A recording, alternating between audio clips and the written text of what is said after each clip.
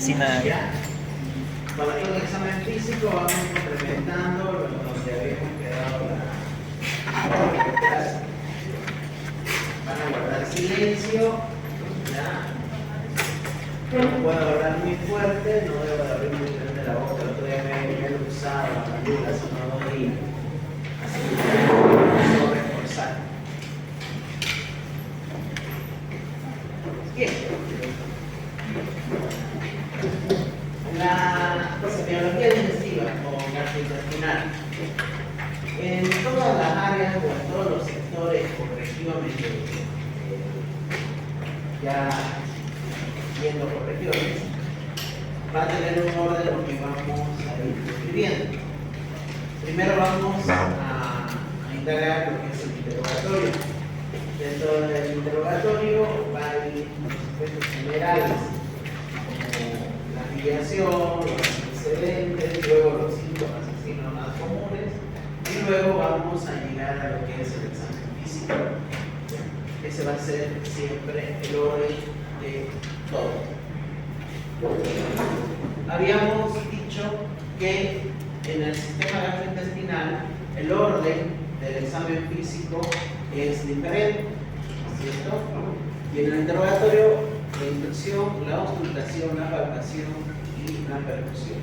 También ya habíamos visto por qué la auscultación se adelantaba a las otras técnicas del examen físico después de la inspección, que era que de esa manera no perturbáramos los sonidos normales, el peristaltismo normal del abdomen cuando ya toque auscultar sea lo más fisiológico posible, lo más real posible, y evitamos manipular antes de escuchar. Por eso. También acá vamos a repasar un poquito el aspecto del dolor en general, no solamente del dolor abdominal. Estos días, este par de días, ya estamos encontrando cuál es el talón de Aquiles de la mayoría de ustedes, que es la descripción de la historia de la enfermedad actual. He estado viendo que se maneja muy bien en los antecedentes, están describiendo bien esos aspectos, están describiendo también bastante adecuado los que han hecho el examen físico, lo están haciendo bien, pero donde casi todos han tenido dificultad es en la historia de la enfermedad actual, ¿ya?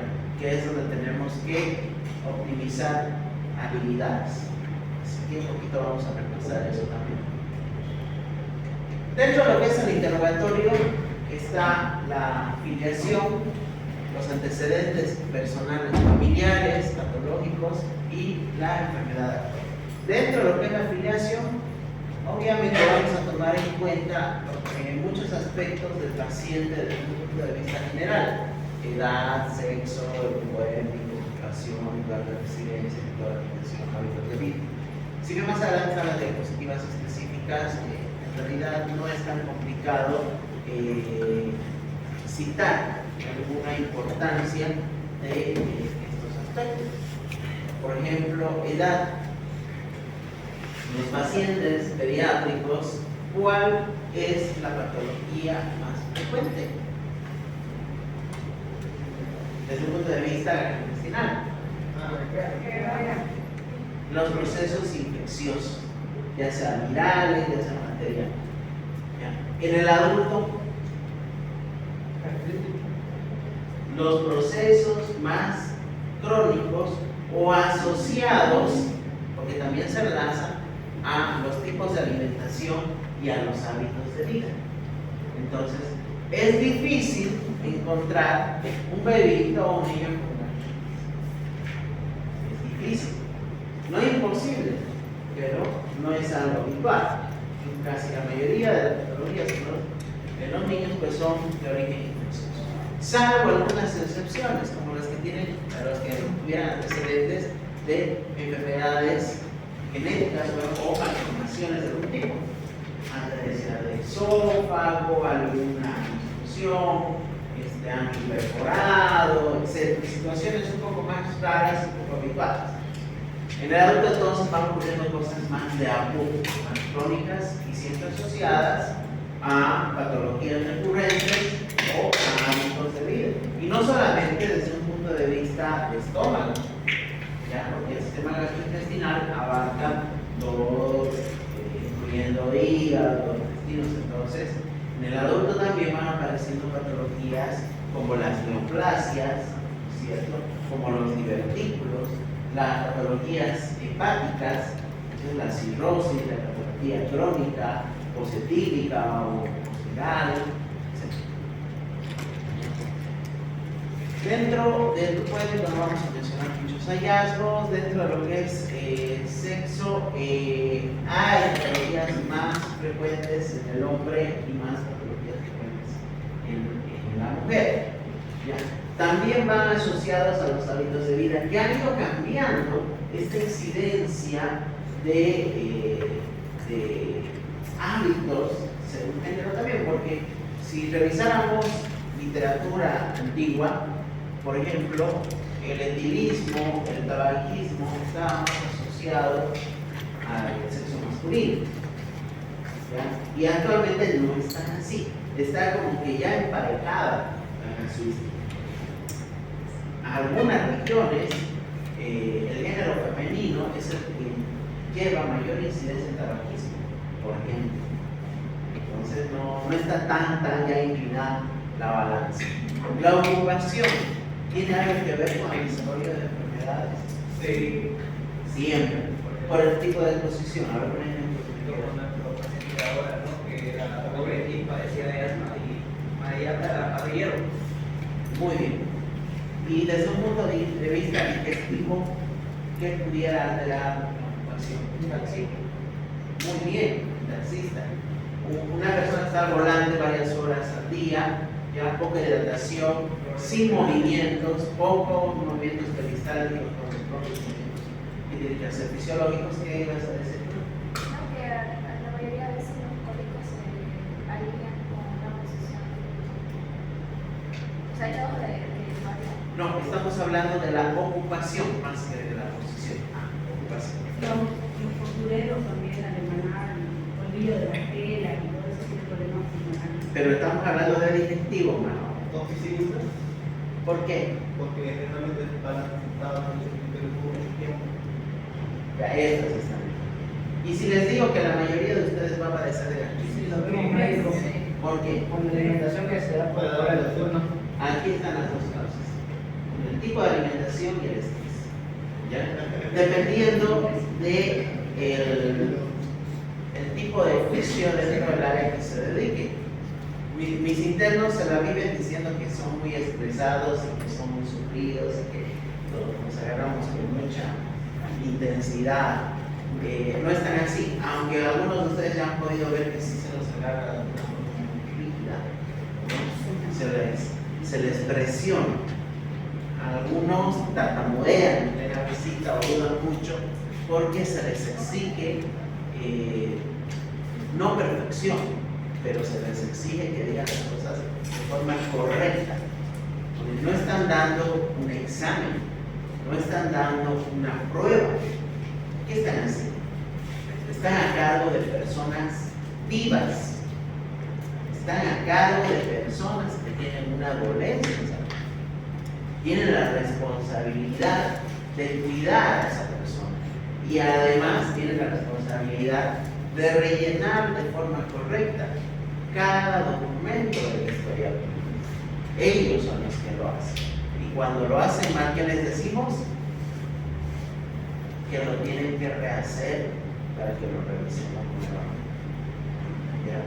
Entonces, el estrés va ligado a eso.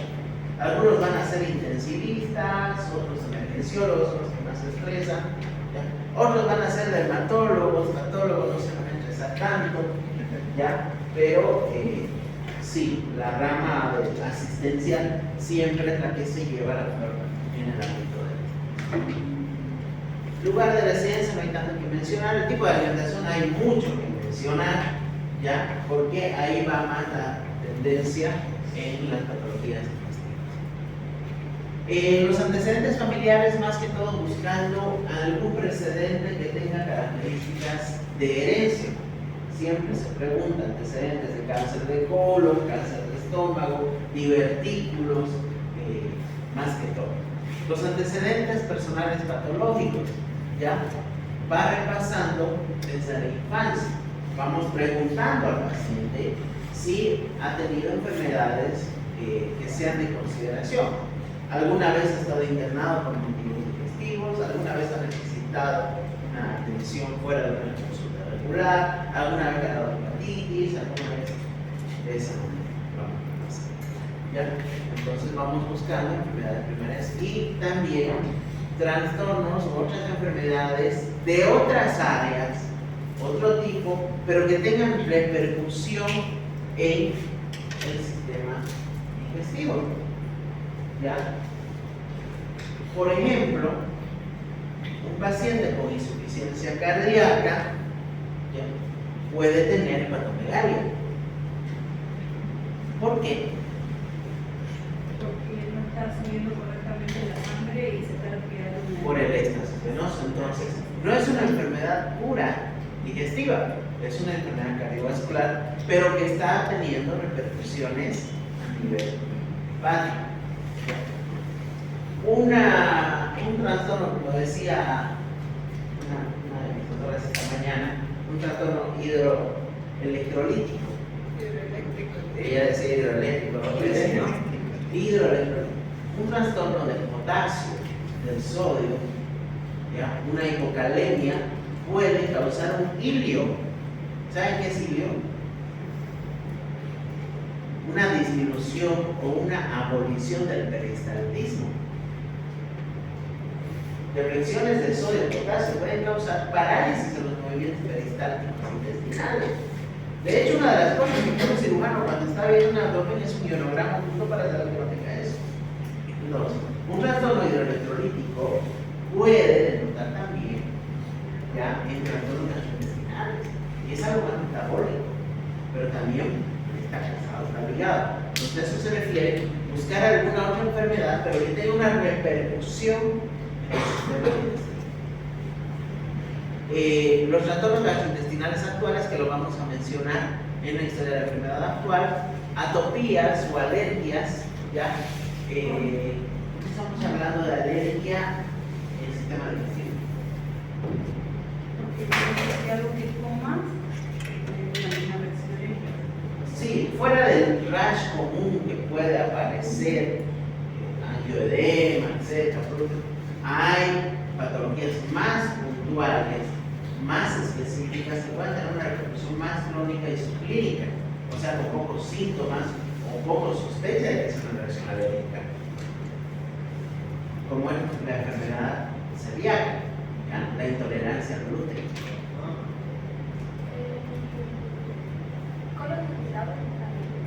¿El colon irritable dónde entraría? Como que antecedente, o ligado a dónde? Estrés. Está ligado al estrés. El colon irritable está ligado al estrés. No, al estrés. Generalmente está ligado. De hecho, parte del tratamiento del colon irritable son antidepresivos, son ansiolíticos. Hablemos de la enfermedad actual.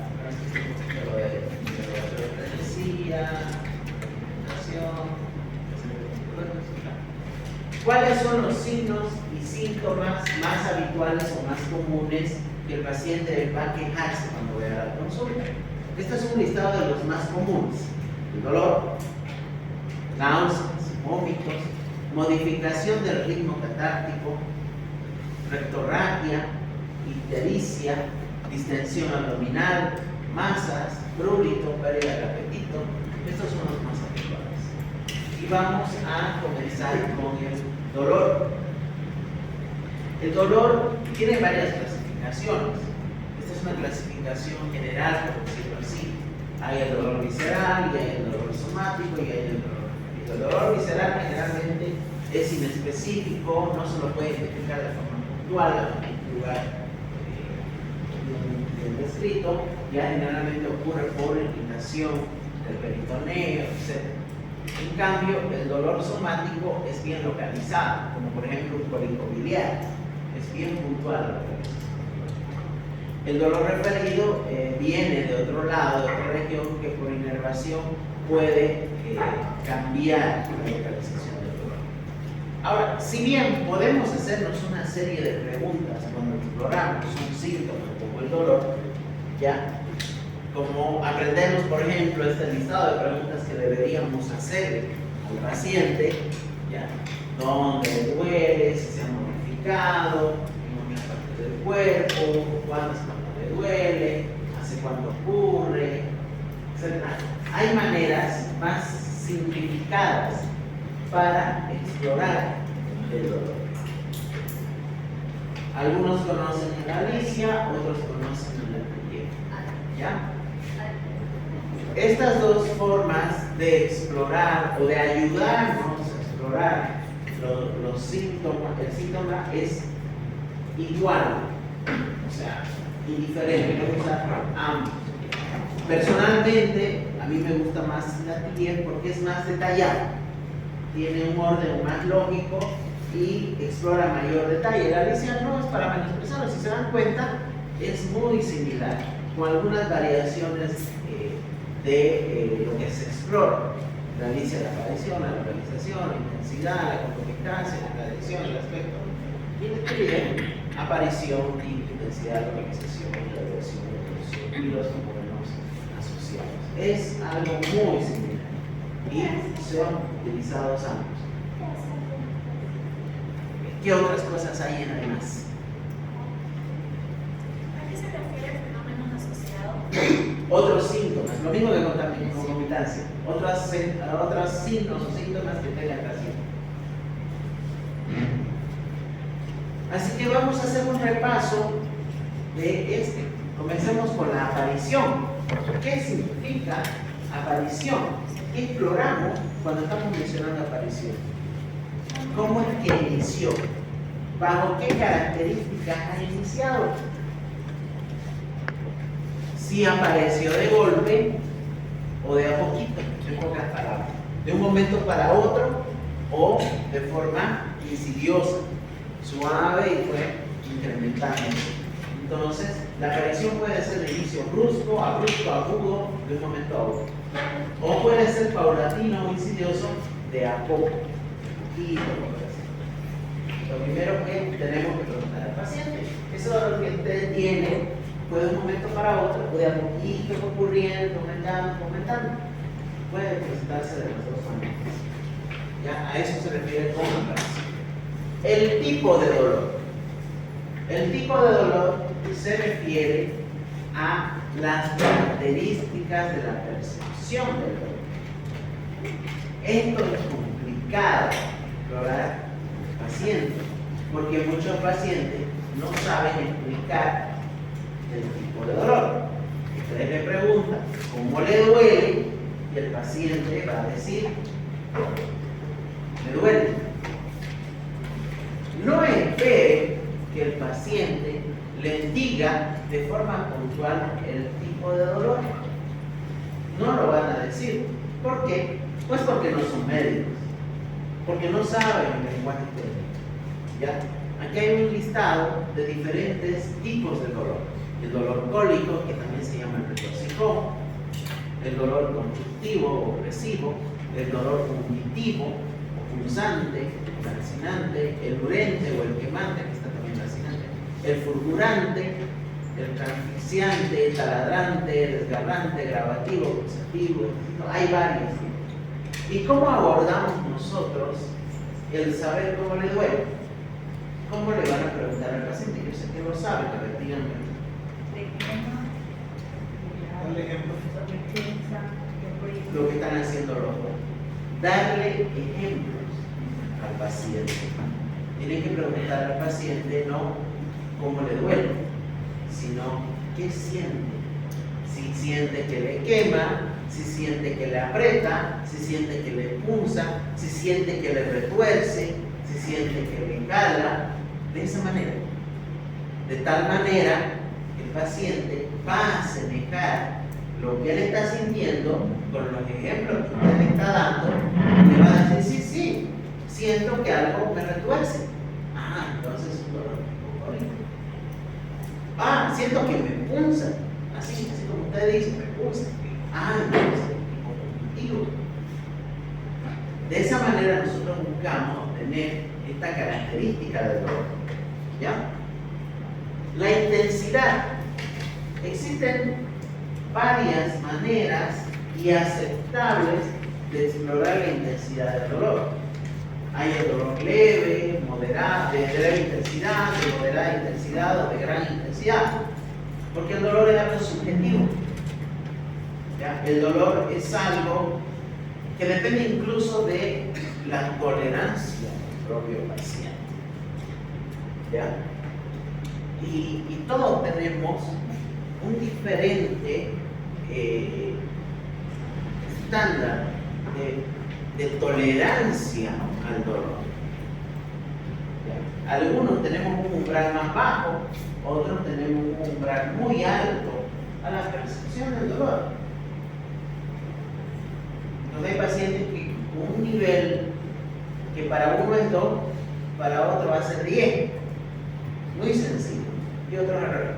Entonces, aquí incluso hay algunos rostritos que ejemplifican la fascia sálvida de un paciente, desde poco expresivo hasta muy expresivo. Podemos mencionar el dolor como que es leve, moderado, de gran intensidad, o lo ideal, si se puede, si logramos que el paciente lo haga, mejor, que es asignarle una escala numérica al dolor. Y esa escala numérica va en la percepción propia del paciente de qué tan fuerte es.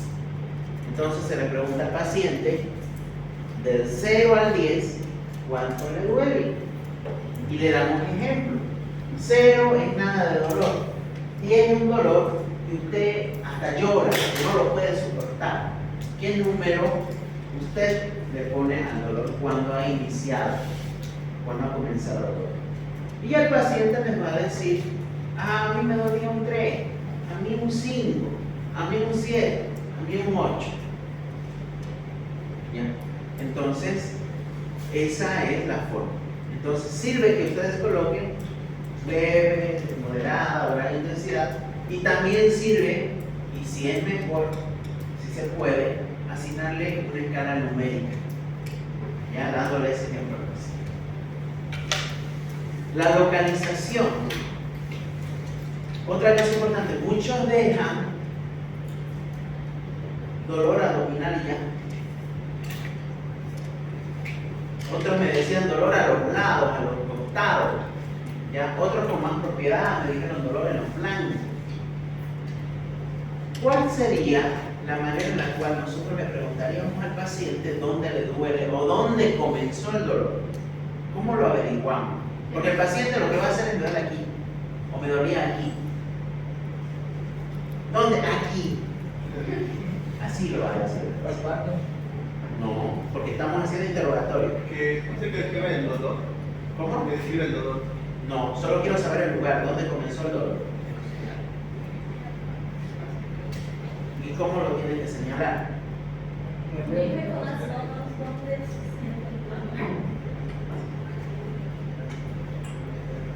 Con el dedo. Entonces, se le dice con un solo dedo. Con un solo dedo, señáleme el lugar del dolor. ¿Ya?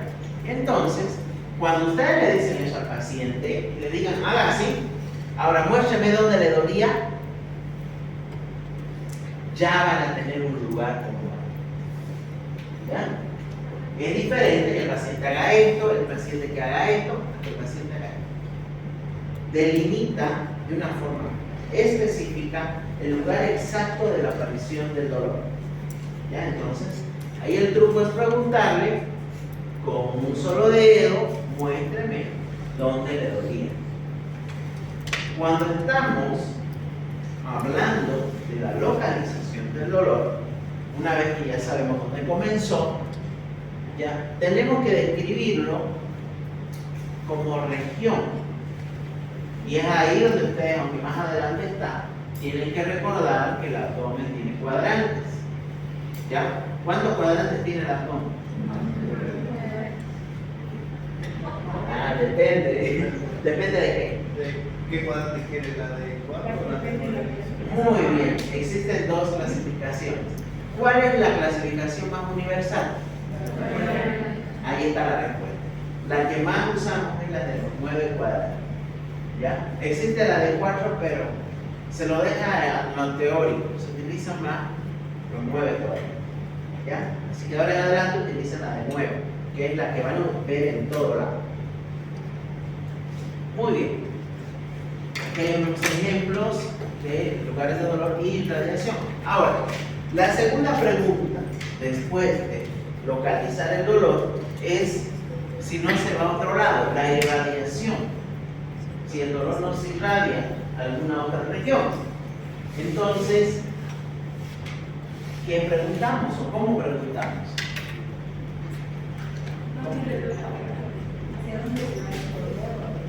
Muy bien.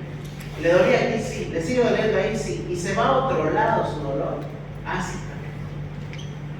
Ya vamos buscando si hay o no hay radiación, porque a veces no lo hay. A veces sigue en el mismo lugar. Entonces, ahí, aquí hay algunos ejemplos de lugares donde se puede radiar. La evolución, ¿ya? Es cómo ha ido cambiando desde que apareció la molestia hasta en el momento que lo estamos entrevistando. ¿Ya? Hasta ese momento. ¿El tipo de dolor sigue el mismo o ha cambiado? Por ahí el paciente manifiesta que comenzó con un dolor tipo urente y ahora es tipo cólico. Por ejemplo, he cambiado el tipo de dolor. Si la intensidad es más, es igual o es menos. Si la irradiación hubo o no hubo o cambió. Y si la localización del dolor no migró. Esto, por ejemplo, ocurre en una cronología lemomórfica, en la apendicitis, porque el dolor va cambiando a medida que va evolucionando el cuadro. De ser inespecífico a ser más localizado. El tipo de dolor también va migrando del epigacho y termina en la fosa ilíaca derecha. Los fenómenos asociados, como preguntaba acá una de ustedes, ya son los síntomas que pueden acompañar al dolor. Cuando me comienza a doler, en ese momento siento náuseas y vomito. Me duele y quiero ir al baño y tengo diarrea. Me duele y comienzo a sudar. Me duele y al mismo tiempo siento mareos, etc. Todos esos síntomas que pueden acompañar al dolor al mismo tiempo. ¿Ya? A eso se refiere. Aquí un ejemplo de cómo podemos ordenar un motivo, mejor dicho, la historia de la enfermedad actual. Aunque esto es lo que más vamos a reforzar en la práctica, por lo visto estos días. El paciente refiere hace más o menos 12 horas el inicio súbito, tipo opresivo de intensidad 3/10, localizado en el epigacho, sin irradiación, posteriormente hace 2 horas de volumen y la fosa ilíaca derecha, aumentado de intensidad a 10/10, asociado a alzas térmicas no cuantificadas. Cuando tratamos de armar una sintaxis de este tipo, el objetivo es que el lector, cualquier médico, cualquier situación que vaya a leer nuestra descripción, sepa orientarse en todo lo que ha sucedido. Sin poner palabras de más ni de menos, usando lenguaje 100% técnico, pero de una forma puntual. ¿Ya? Esto es lo que estamos buscando que desarrollen ustedes, esa capacidad de redacción. Entonces, nosotros, estas semanas, por lo menos esta y la otra, ya estamos explorando esa capacidad que ustedes tienen. Así que como he percibido que es su punto más débil, es lo que más vamos a practicar en primera instancia. ¿Ya? Eso es lo que ha buscado mi primera pesquisa. Por ejemplo, en realidad he enfocado una apendicitis. Era para que se dé cuenta el lector que con una buena historia de la enfermedad actual ya puede llegar a su diagnóstico. ¿Ya? Y ese es el objetivo. Un buen clínico, ¿ya? Con un buen interrogatorio y un buen examen físico puede llegar a un diagnóstico correcto. Los exámenes complementarios apoyan a nuestro diagnóstico, reforzándolo, confirmándolo, pero ya el buen clínico ya ha emitido una hipótesis diagnóstica después de terminar de examinar a su paciente. Ya tiene una idea de lo que está sucediendo. ¿Ya? Así que hay un dicho en los clínicos: la clínica es suprema. ¿Ya? Es lo que manda, es lo que prima. ¿Ya? Y van a ver con algunos pacientes que, por ejemplo, el paciente que tiene alta ahora, pero decían, pero el hemograma tiene los cositos, eso por la desorientación está mejor. Se va a ir a casa. No nos asusta un laboratorio alterado. ¿Ya? Vamos entonces viendo, continuando con nuestro avance, lo que es ya de arriba hacia abajo. Comencemos con la boca. Halitosis es la percepción de un aliento desagradable por la cavidad oral. ¿Ya? Esto puede tener muchas causas, locales, incluso sistémicas, incluso secundarias a fármacos. ¿Cómo? También son estigmas urémicos. ¿Sí? Causa local, la más habitual. Focos sépticos, o sea, caries, abscesos dentarios, calcium, dietas amigdalinas, etc. Causas sanguíneas.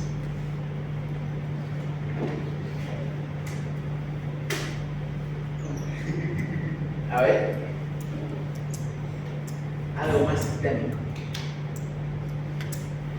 Es similar a lo que tú estabas dando el ejemplo, por eso te miraba. ¿Ya? Él mencionaba que en la insuficiencia renal, en la falla renal, hay un aliento a urea. ¿Ya? ¿Y por qué hay un aliento a urea? A orina. Porque es alta la concentración de urea en el cuerpo que se está emanando hasta por las glándulas sudoríparas, está en el aliento mismo, a nivel alveolar, está exudando, está transudando, mejor dicho, un transudador que tiene altas concentraciones de urea y da ese aliento. Si bien no es halitosis, otro ejemplo también de algo metabólico es el aliento a manzana, si bien no es desagradable. ¿En qué paciente se puede percibir cuando está descompensado un aliento a manzana? Sí, la cetoacidosis diabética. ¿Ya? Entonces, hasta eso cuenta. Causa respiratoria, abscesos pulmonares. ¿Ya? Neumonías graves que se han abscedado y al expirar, como hay pus, sustancia purulenta del pulmón, pues se puede percibir ya ese aliento desagradable. Causas digestivas, ya, una gastritis, úlceras, reflujos, ya. La cialorrea, que es la salivación excesiva. La cialorrea puede ser fisiológica, ya, algunas veces. ¿De qué manera puede ser fisiológica? Claro, si yo ahorita me traigo una Burger King y les muestro, algunos que me han almorzado, van a comenzar el estímulo olfativo y el visual, va a comenzar a producir, ¿no es cierto?, mayor sensación. ¿A quién no le ha pasado? ¿No es cierto? Que están pasando por un restaurante, etc. Eso es fisiológico, es un estímulo. Ya eso. Pero algunas veces puede ser secundario a patologías. ¿Ya? El dialismo y la cialofagia es otro aspecto que tenemos que Ahora, ¿en qué situaciones nosotros podemos tener alteraciones en la salivación? Fuera de un estímulo. Muy bien. ¿Ya? La parotiditis nos agarra bastante las glándulas salivales. ¿Qué otra situación también puede producir un aumento en la producción de saliva? Infecciones de otro tipo, no solamente una viral. ¿Ya? Nuestra fisiología, nuestro sistema trata de expulsar algún agente externo, si hay un absceso dentario, gingivitis, etc., puede producir un exceso. Disminución de la secreción de saliva. Puede ser por lo mismo, por una parotiditis, pero en una etapa posterior, ya como una lesión que puede haber. Puede haber obstrucción de las glándulas salivales, ya sea por algún proceso infeccioso, ya sea por alguna tumoración. No nos olvidemos que la parotiditis no solamente afecta a las glándulas salivales, ¿ya? Puede afectar páncreas y puede afectar también, ¿qué otra órgano?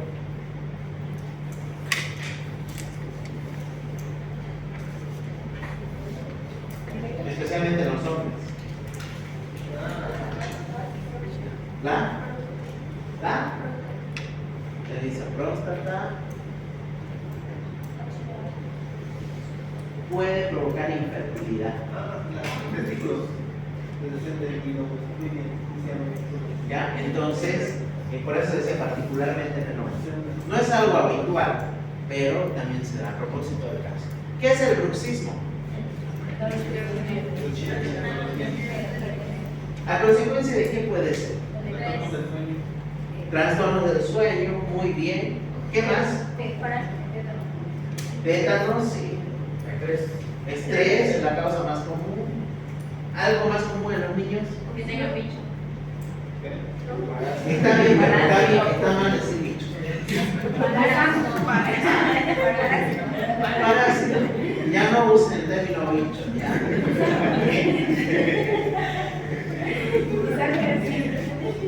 Ahora ustedes son más refinados. Parásitos. En la parasitosis.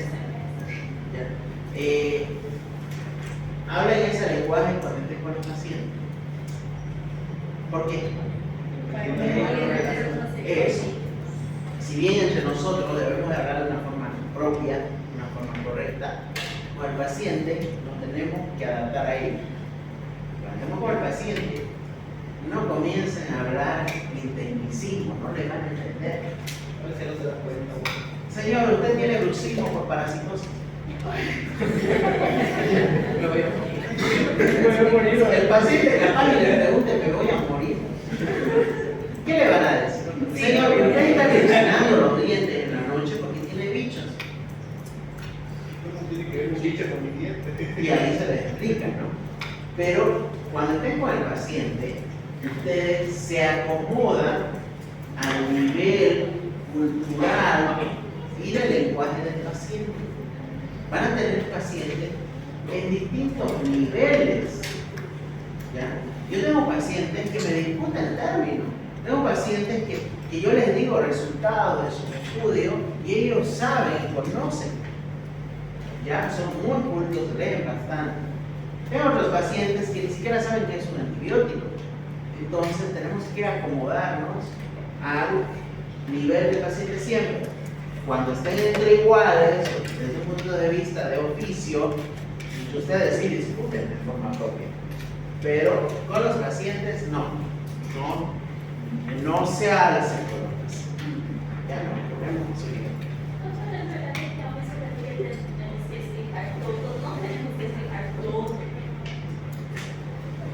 Para no crear a veces alarma. ¿En qué sentido hay que explicar todo? En lo que se debe de informar. ¿Qué es su enfermedad? ¿A qué se debe? ¿Cuál es el tratamiento? ¿Qué es lo que hay que hacer?